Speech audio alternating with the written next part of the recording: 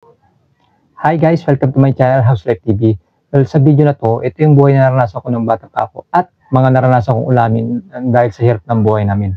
Madalas walang pambili para makapagluto ng masarap. Siguro ang iba din sa inyo naranasan natin o na-experience na mag-ulam ng ganito. Pero bago tayo magsimula, please like, subscribe at hit nyo na din ang notification bell para lagi kayong updated sa mga videos na upload ko pa. So without further ado, tara, simulan na natin.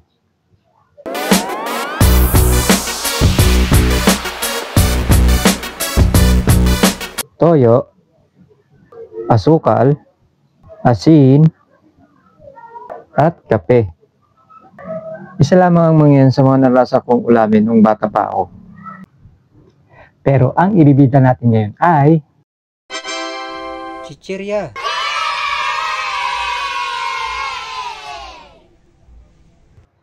Yun, ito guys. Chichirya. No? Okay, tingnan nyo naman guys, no?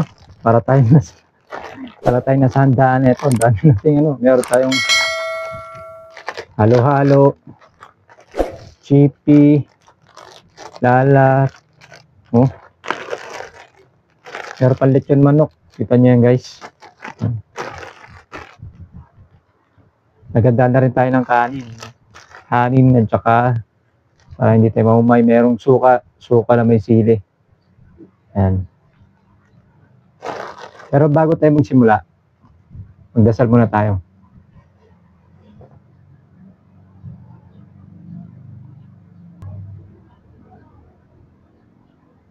Yun. Yun guys, tandaan nyo ha. Bago tayo kumain, lagi tayong kapasalamat sa Diyos, lalo na yung mga kabataan ngayon. Oh, madalas nakakalimutan na magdasal bago kumain. Kaya dapat lagi tayong magpapasalamat sa Panginoon sa lahat ng biyaya na niya kanyang binibigay sa araw-araw. Okay? Sige. Tara, simulan na natin. Pero hindi na ako magkukutsara guys. Nagugas naman ako ng kamay eh. Siyempre dapat clean as well tayo parati. So, umpisa na natin. Ano ba ang natin dito? Ayun. Ito. Si Dipsy. No? O, ang galing pa ata nahuli pa ata to sa Mariana Trench. Sa Mariana Trench pa ata nahuli to. Sobrang deep eh. Dipsy. Okay, sana natin. Yun no?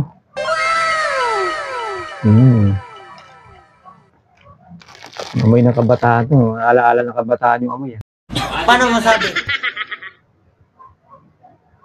Ha? Natin. Sige, susa natin. Try natin sa may suka. Sarap to lalo pag sa suka.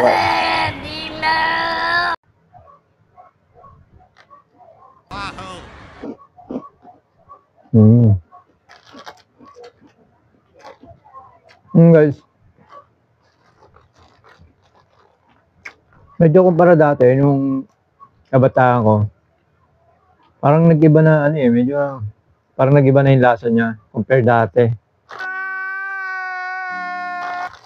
Hindi ko alam. Saka, tingnan mo yung yung labeling niya, yung balot niya. Medyo lumiit. Compare dati, siguro malaki yun no? Mas malaki ng onti dito. Kasi comment niyo lang guys kung kung tama ba yung sinasabi ko o mali.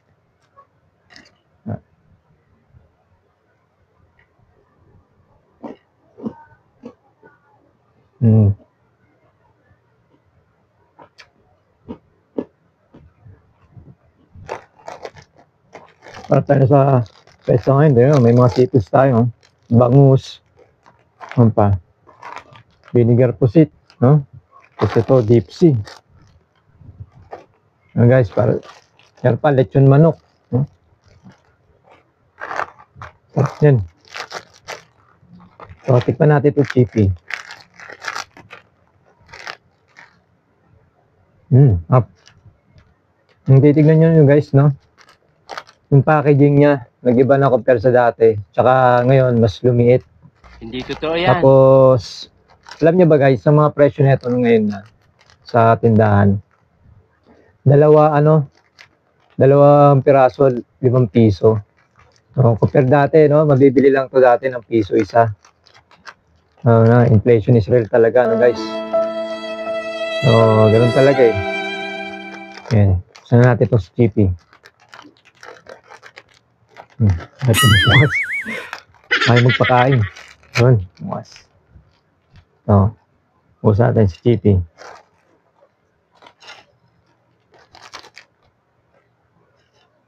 Natin.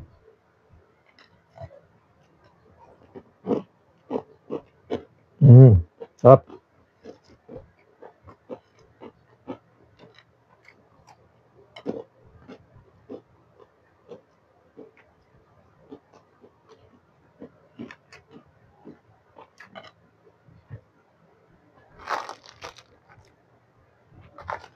No, kasi guys kasi talaga nung bata pa kami, yun nga, laging madalas walang pera. Kaya kung ano lang talagang meron, pwede. Ayun, nanguulamin mo.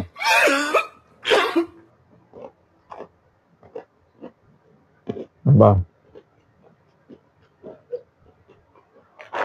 Yung manok.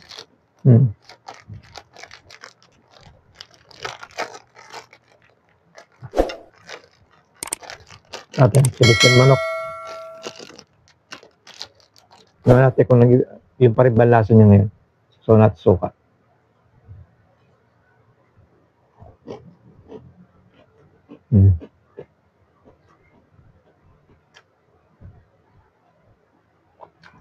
Medyo yun nga guys. Sa panlasa ko ngayon, parang hindi ko alam kung nakompromise sa ba yung lasa niyan. Hindi totoo yan. Siguro dahil sa dahil sa yun nga, tinipid. Dahil nga mahirap, diba? Taas na naman bilihin. So, pwede, pero okay pa naman.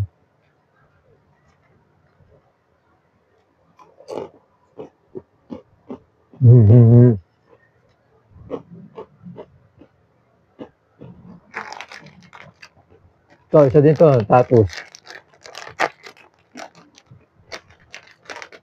Pero alam niyo ba guys, di ba, ako sa akin ang ko dito, tatus. Ang basa ko dito talaga, pronunciation ko dito, tatus. Pero ang original pala talaga na pagbasa dito, ang correct pag-pronounce dito is tahus.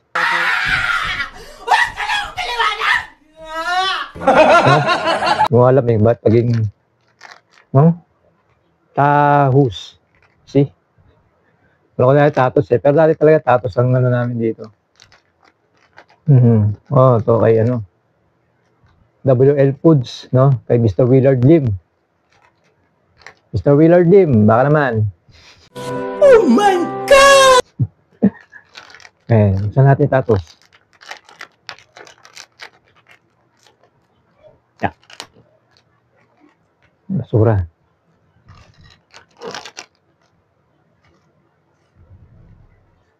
Sa kanin.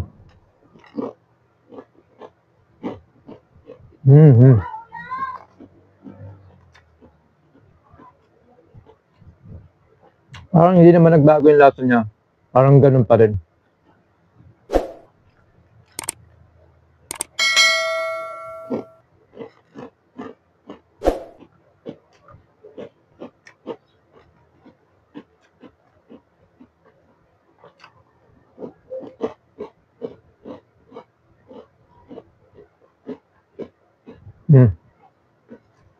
Mamuso yung kanin.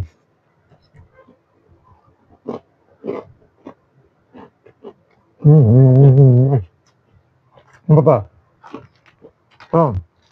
Vinegar po si sarap din to guys, nun. Kasi na siya, di ba? Maasim na siya, tapos sinasawsaw ko pa siya sa suka. So, natin.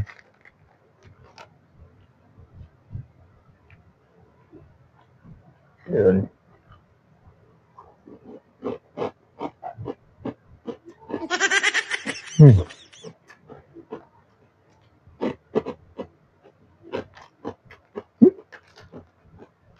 Ay, iba na lasa niya. No. Kailan ba ang expired date nito?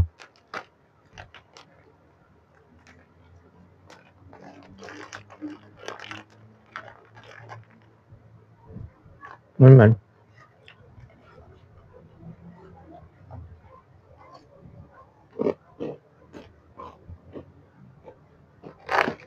Ito, halo-halo. Ah. Ito nyo guys. No? Ngayon, medyo malaki na yung packaging niya. Tsaka ano, wala na siya yung tagpi-piso. Kano mabili ko dito? 5 piso ata isa ito ngayon.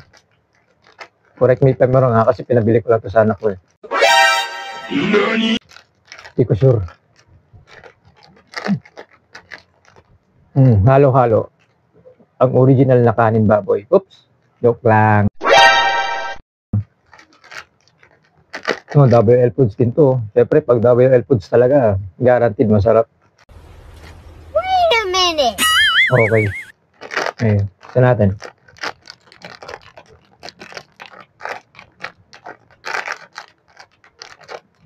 Ang hirap buksan guys.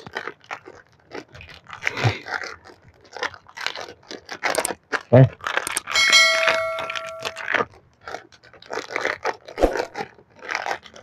Yun, saan ka din, bukas.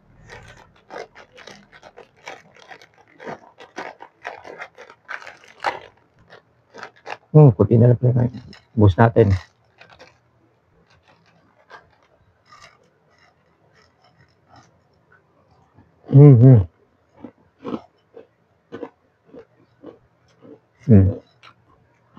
Mga guys, kahit na ganito lang yung naulap ko dati.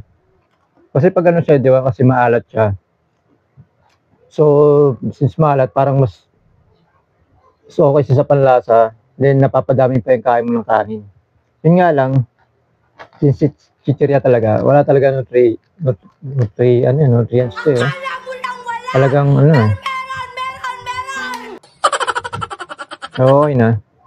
At least nakakatawid ng gutom.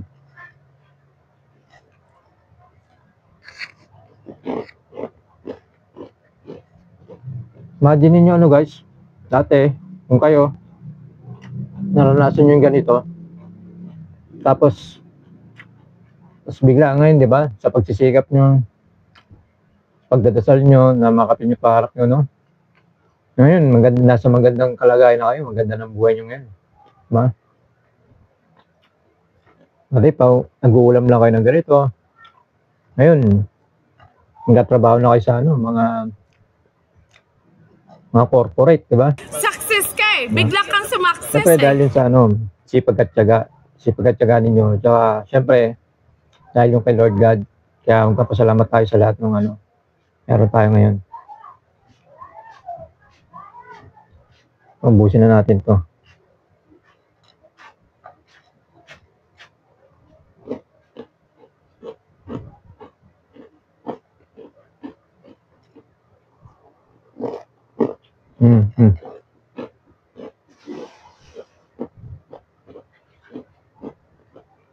Ano nandito? Sir manok. Sa natin.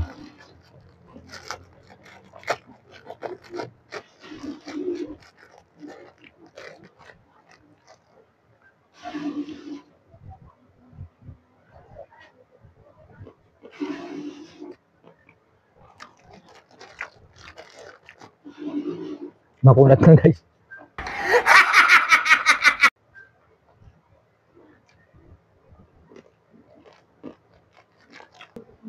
Ayun. Sana nagustuhan yung video mga ka-house life. Kung meron kayong comment or suggestion, i-type nyo lang sa comment section at I will do my best para mabasa lahat ng mga message nyo. So ito ang inyong ka-house life. Nag-iwan ng salitang lahat ng problema at pagsubok sa buhay, mayroong solusyon. Sipag, dasal at tiwala sa Panginoong Diyos, magiging okay din ang lahat. Kita kits.